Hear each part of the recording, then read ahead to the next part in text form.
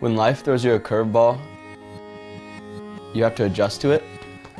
I remember the day my dad told me he had cancer like it was yesterday.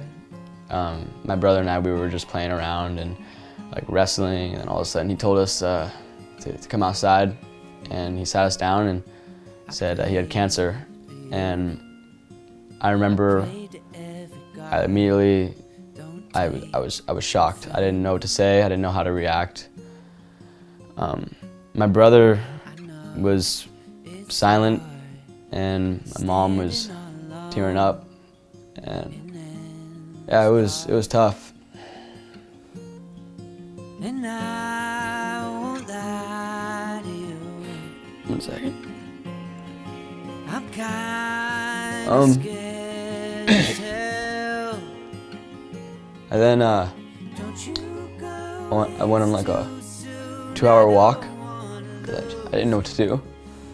But I remember it was hard. I was really shocked. We just started having fun. Don't tell me that your time is done. My initial reaction when I found out my husband had cancer was complete shock. Felt like I was in a tunnel and it wasn't really real. It wasn't happening to us. Felt like we've had a lot of close people in our circle of friends, and we've lost some people to cancer. I just felt like it wasn't going to happen to us because it's already happened to people so close to us. So it was really, really shocking.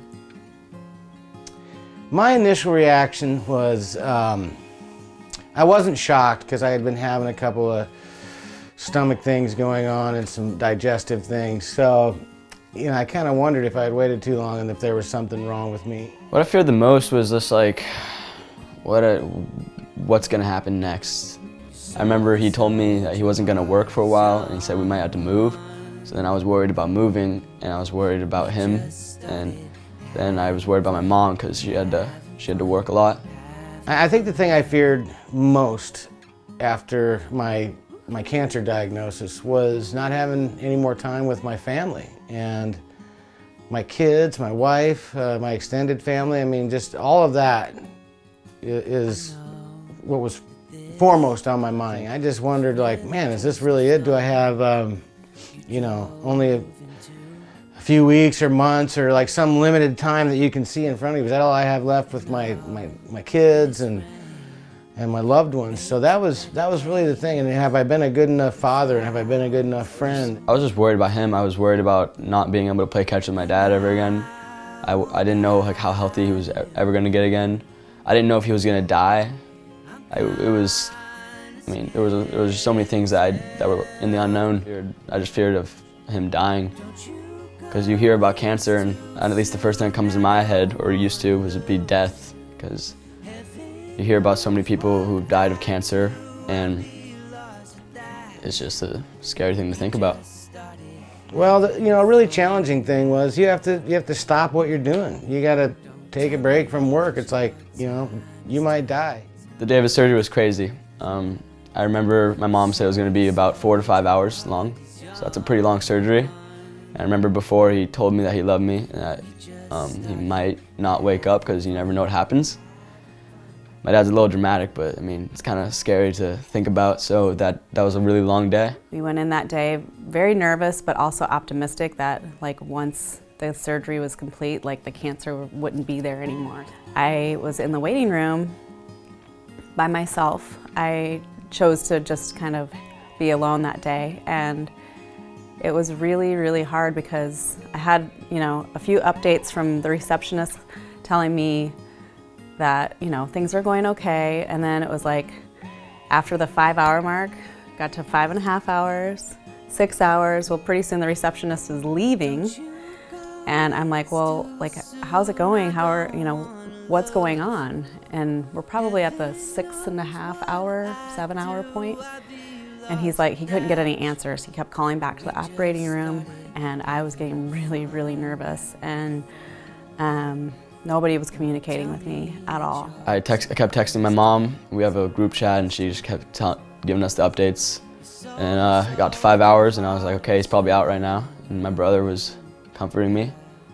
But then it got to 5.5 hours, and still no news.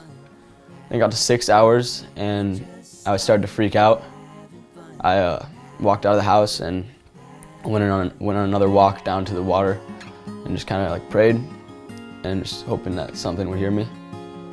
And got to 7 hours, 6 and 7 hours, and I was like really freaking out. I was like, didn't know if I'd see my dad again, because 4 hours to 7 hours, 5 hours, 7 hours, it's a long time. And then it got to like 8 to 9 hours, and I was just calling my mom. I didn't know what to do. I was pretty scared.